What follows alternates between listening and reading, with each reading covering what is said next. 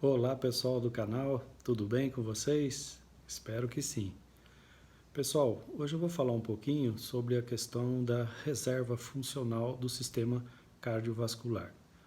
Nós temos acompanhado muito na mídia, né, sobre a pandemia, sobre o Covid-19, e nós constatamos que as pessoas que têm afecções do sistema cardiovascular têm uma tendência de maior gravidade, inclusive maior número de óbitos decorrentes dos processos inflamatórios que afetam o pulmão e, consequentemente, exigem mais o sistema cardiovascular, né, e o sistema cardiorrespiratório.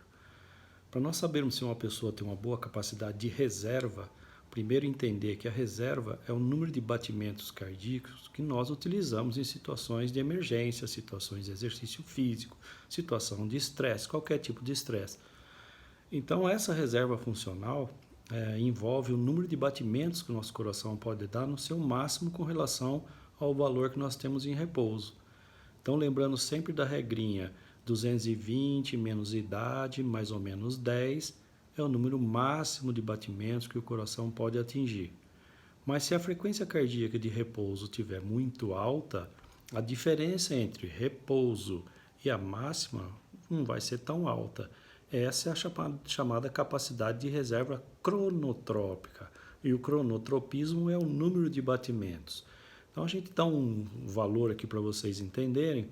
Se eu pegar um jovem que tem 20 anos de idade, fizer a conta 220 menos 20, que é a sua idade, o número máximo de batimentos desse indivíduo será 200, aproximadamente 200 batimentos. Porém, se a sua frequência de repouso for na faixa de 100 batimentos, ele só tem 100 batimentos de reserva, de capacidade de reserva cronotrópica. O valor de repouso era 100, o máximo era 200, então ele tem 100 de diferença.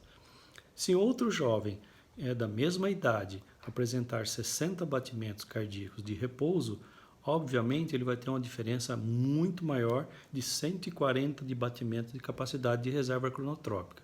Ou seja, toda vez que seu coração estiver submetido a um estresse, ele vai precisar utilizar essa reserva. Se a reserva for pequena, a chance de ele ter sérios problemas cardiovasculares é muito maior. Então, isso também acontece com o sistema ventilatório.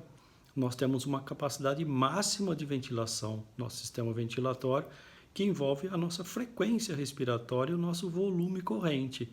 Frequência é o número de respirações que nós podemos dar em 1 minuto. E o volume corrente é o quanto de ar que nós mobilizamos a cada respiração. Então, as pessoas que têm problemas respiratórios prévios geralmente apresentam baixa reserva ventilatória, porque a capacidade máxima de ventilação ou de frequência respiratória desse indivíduo vai estar limitada pela doença prévia. Portanto, essas pessoas, quando se encontram em situações de risco cardiovascular, cardiorrespiratório, têm a chance realmente de ter um agravamento do quadro que levou a esse problema de desgaste, tanto do sistema cardiovascular, quanto envolvendo também a parte cardiovascular e respiratória associada. Agora, vocês podem entender melhor, talvez, por que essas pessoas podem ter um risco de óbito muito maior quando são afetados pela Covid-19. Ok? Espero que tenha ficado claro. Um abraço a todos.